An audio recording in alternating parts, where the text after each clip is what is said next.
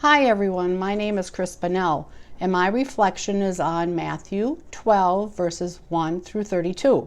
It's about the Sabbath, the day Jesus and his disciples went out preaching. And they went out preaching and the disciples got hungry. So they thought, oh, they're going to pick the heads off of these wheat plants, and they did. But the Pharisees said that, and they didn't like that. They didn't think it was right. You're not supposed to be doing that on the Sabbath. But Jesus said, David and his followers got hungry and they went to God's house where the priests were having their sacred bread that's just for the priests, and they ate some of that. And Moses said, the priests are not guilty for working on the Sabbath because that's their day to be preaching and taking care of things. Just be merciful for each other.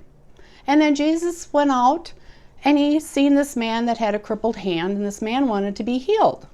So Jesus started to heal him, and the people didn't know if they liked this either because he's not supposed to be doing it on this day.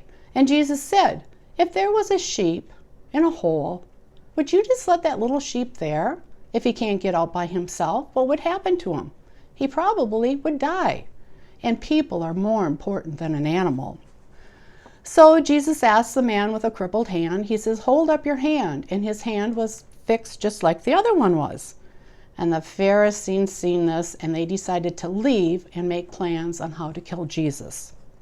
And Jesus heard this, and he left. And as he left, the crowd followed him. And he went out healing as he was doing, but he told them, be quiet, don't say anything. And Jesus did as he was told, and his Father, God, was very proud of him. And Jesus was very happy with his servants.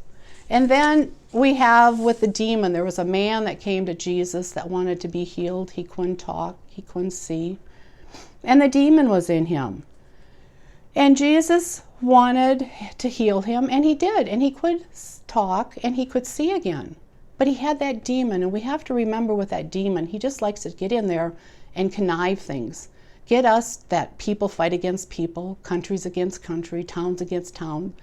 And it's just something that devil does to make it seem what's wrong is more fun than is right. But if you have God's Spirit in you, you will know what is right. And it will force the demon out, and then God's kingdom will be in you. You know that then. And that's like if you would go into a home with a big, strong man. How could you take his things? But if you had that devil in you, you could do it kind of conniving and tie up the man and take whatever you wanted to. So that's showing us even being wrong, but doing it, like scattering everything and not harvesting the good things. And that's what we're supposed to be doing. And the thing of it is, we can be forgiven for what we do against Jesus, but we have to remember that God is not, we cannot be forgiven for God in this time or in our time to come. And that is my reflection for today. That's it. Oh.